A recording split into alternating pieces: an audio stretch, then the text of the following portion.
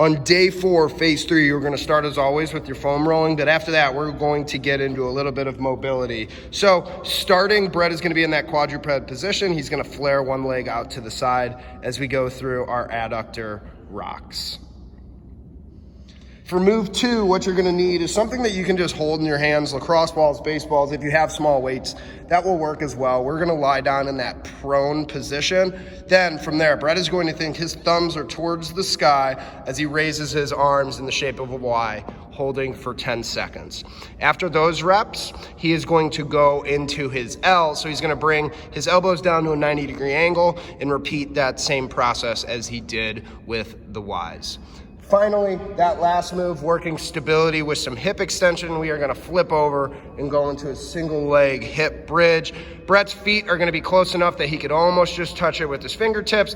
Now, that leg that's going to be off can be straight like Brett has it here, or you can go ahead and flex through your knee to bring that knee up to a 90-degree angle, driving through the heels, showing your belt buckle towards the sky.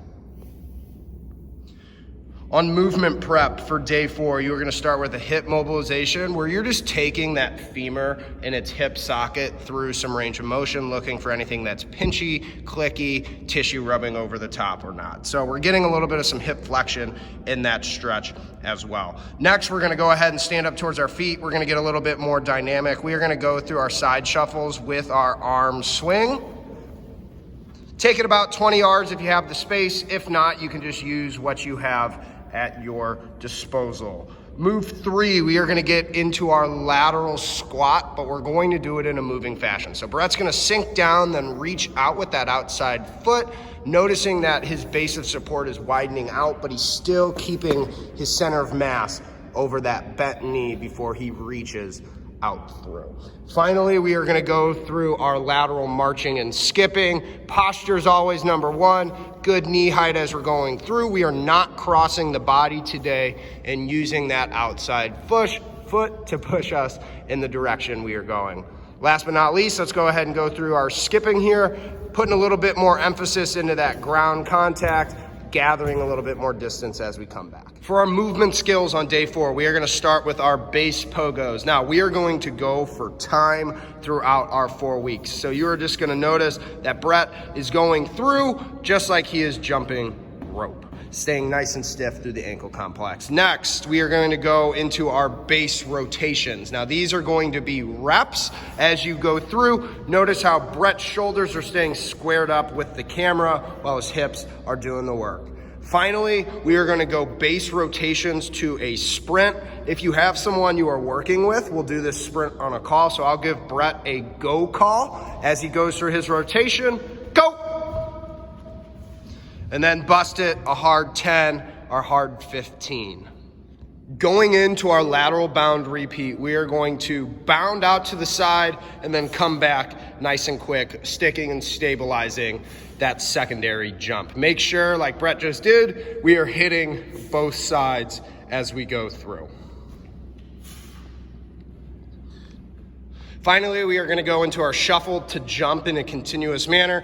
So every 3 to 5 shuffles, I'm just gonna ask Brett to hit a vertical jump as he goes through. If we have access to 40 or 50 yards of space, we can use that, but be nice and easy, flow through the movement. For circuit 1 on day 4, we are going to start with pull-ups. Now, depending on your expertise with pull-ups, make them fit for your own individual needs here. So if you can't go full range of motion, we would always prefer that.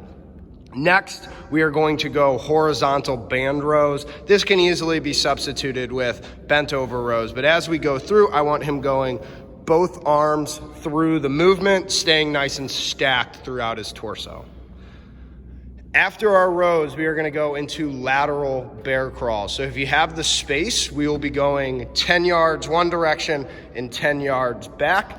Pay close attention to the small of Brett's back as it's staying nice and neutral as he's going through his short and choppy And for our last move of circuit number 1, we are gonna go through a Copenhagen or adductor plank. So the first model that we're gonna show here is gonna be going from the knee. Now this is a more regressive version of the Copenhagen plank, but also it's going to be easier to control that knee stability when you're going through. So if you have a little bit of pain through your knee, we would start with that variation before we go into our straight leg variation, where our lever is just a little bit longer. We're putting more strain on that adductor. You're gonna notice Brett's hips are nice and high all the way through that movement, and his elbow is underneath his shoulder. For complex 1 on day 4, we are gonna need a set of dumbbells, preferably if you have a bar or kettlebells, you can do this as well. Move number 1, we are gonna go through those RDLs, keeping slight knee bend as we push the hips back, looking for that triangle of space in between Brett's torso, legs, and arms.